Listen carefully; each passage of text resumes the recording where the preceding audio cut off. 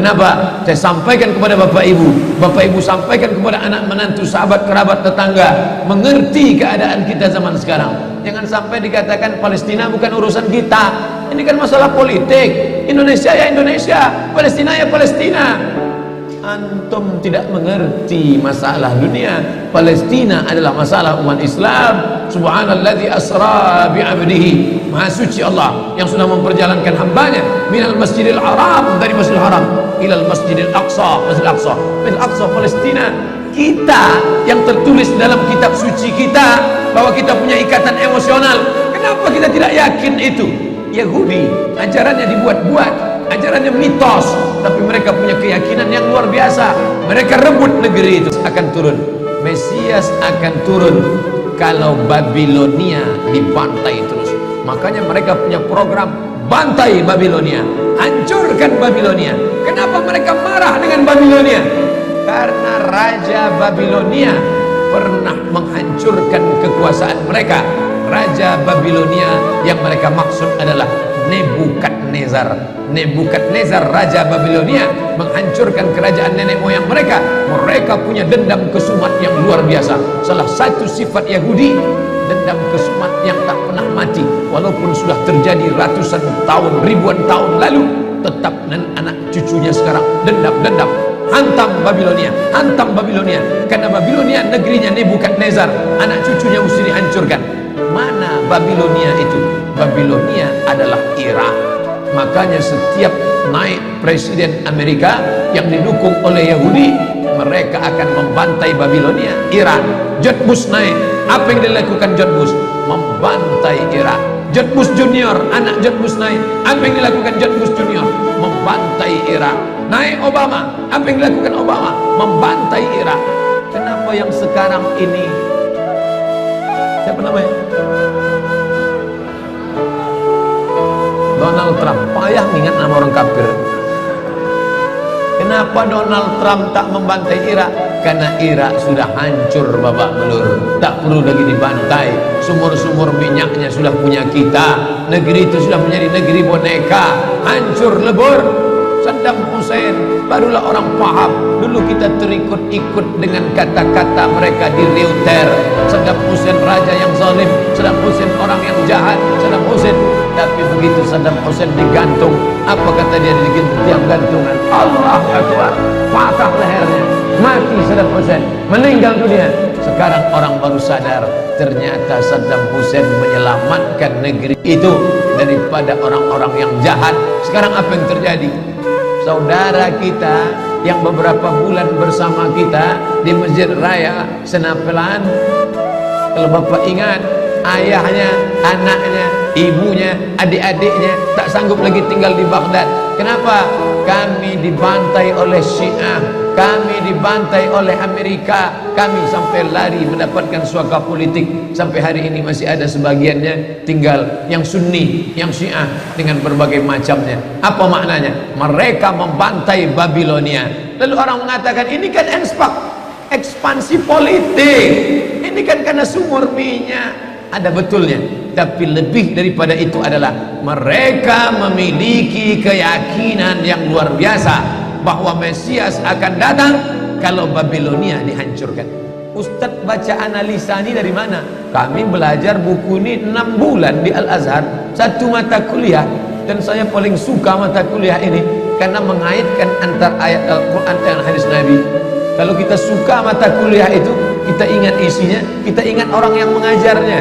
Saya masuk Al-Azhar 1998, hari ini 2017, 19 tahun yang lalu. Kalau saya pejamkan mata saya, pasti ingat saya Syekh Dr. Fardallah yang mengajarkan mata kuliah ini.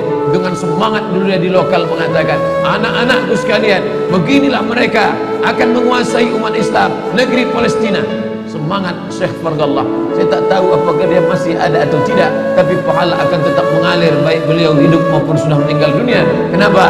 Saya sampaikan kepada Bapak Ibu sampaikan kepada anak menantu, sahabat, kerabat, tetangga, mengerti keadaan kita zaman sekarang. Jangan sampai dikatakan Palestina bukan urusan kita. Ini kan masalah politik. Indonesia ya Indonesia, Palestina ya Palestina. Antum tidak mengerti masalah dunia. Palestina adalah masalah umat Islam. Subhanalladzi asra bi'abdihi. Maha suci Allah yang sudah memperjalankan hambanya minal masjidil haram, dari masjidil haram, ilal masjidil aqsa, masjidil aqsa, masjidil aqsa Palestina. Kita yang tertulis dalam kitab suci kita bahwa kita punya ikatan emosional, kenapa kita tidak yakin itu? Yahudi ajarannya dibuat-buat, ajarannya mitos, tapi mereka punya keyakinan yang luar biasa. Mereka rebut negeri itu, mereka kuasai, mereka hancurkan negeri musuh. Atas dasar apa? Keyakinan bahwa Mesias akan datang. Yang kelima, apa yang mereka lakukan untuk Palestina? Mereka meyakini ada Temple of King Solomon, tempel kuil King Solomon, Raja Sulaiman. Datang pula orang Indonesia latah, dikatakannya Sulaiman ini kerajaannya bukan di Palestina, di Yogyakarta, Sleman. Kata dia, King Solomon itu punya tempel kuil, dan Temple of King Solomon letaknya pas di bawah Al-Masjidil Aqsa. Apa maknanya? Mereka mengeruk setiap hari bulldozer, traktor, ekskavator, terus mengeruk keliling Masjidil Aqsa. Mereka ingin meruntuhkan Masjidil Aqsa. Tulis Temple of King Solomon, enter, pilih image, tampak gambar replika. Inilah kerajaan Sulaiman yang ada di bawah Masjidil Aqsa. Akan mereka naikkan. Mereka sudah bangunkan rumah kecil replikanya, seperti orang Riau membuat rumah replika, rumah Melayu Kampar, rumah Melayu Siak, rumah Melayu Bengkalis. Di mana rumah itu?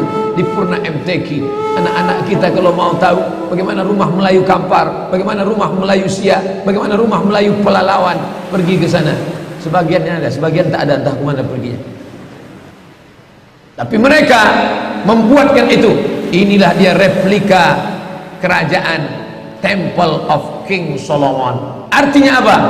Mereka ingin menghancurkan Al-Masjidil Aqsa berkeping, sampai akhirnya disitulah nanti kemarahan umat Islam. Entah marah entah tidak, melihat gayanya tak marah. Mau kalian hancurkanlah. Banyak lagi urusan kami sibuk dengan ini. Tapi akan ada hamba-hamba Allah. La tazulu fi ummati ta'ifatun min ummati. Akan tetap ada sekelompok umatku yang memperjuangkan agamaku, kata Allah Subhanahu wa ta'ala. Yang terakhir, yang kelima, akan turun Mesias. Kapan itu terjadi? Ketika terjadi perang besar.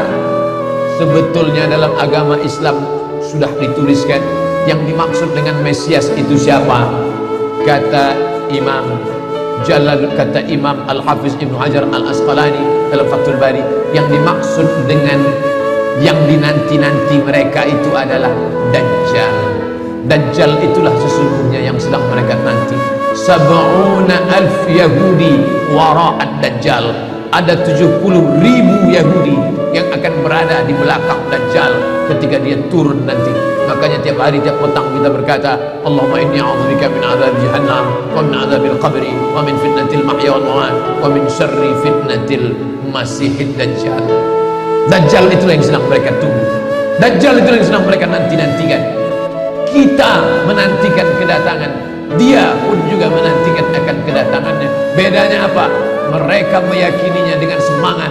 Semangat mereka luar biasa. Mereka bangkit. Umat Islam percaya. Padahal tiap hari dia katakan sebelum salam, Allahumma inni a'udzubika min adzabi jahannam wa min adzabil qabri wa min fitnatil mahya wal mamat wa min syarri fitnatil masihid dajjal. Tiap hari dikatakan, tiap hari diucapkan. Tapi dalam hati, betul tak Dajjal ini datang? Entah iya entah tidak. Mereka yakin Dajjal akan datang, tapi mereka katakan itulah pemimpin kami, itulah Tuhan kami, itu adalah jelmaan daripada Tuhan kami, itu yang akan menghancurkan dunia, dia akan menjadi panutan kami. Kita berkata itu musuh kami, tapi kita pun ragu entah musuh entah tidak. Oleh sebab itu kita minta ampun kepada Allah atas kurangnya iman kita. Subuh ini kita bangkitkan semangat kita, tapi yang datang kepada, kenapa Allah tidak menolong? Katanya Allah itu maha kuasa. Cukup dia teriakkan saja, malaikatnya satu berteriak, pecah gendang telinga orang Yahudi, mati. Cukup dia tiupkan angin sejuk, terhirup, mati. Kenapa tidak dia matikan saja Yahudi itu? Datang Syekh Muhammad Jibril, Syekh Dr. Muhammad Jibril, Syekh Profesor Dr. Muhammad Jibril, dosen tafsir Al-Azhar, kami undang. mahasiswa Indonesia mengundang di waktu di Mesir dulu kuliah. Lalu saya tanya, Assalamualaikum Syekh, ya, kaum Ad binasa, kaum Samud binasa, kaum Midian binasa, kaum Iram binasa, kaum Fir'aun binasa. Kenapa Allah tidak membinasakan Israel ini? Senyum Syekh Muhammad Jibril.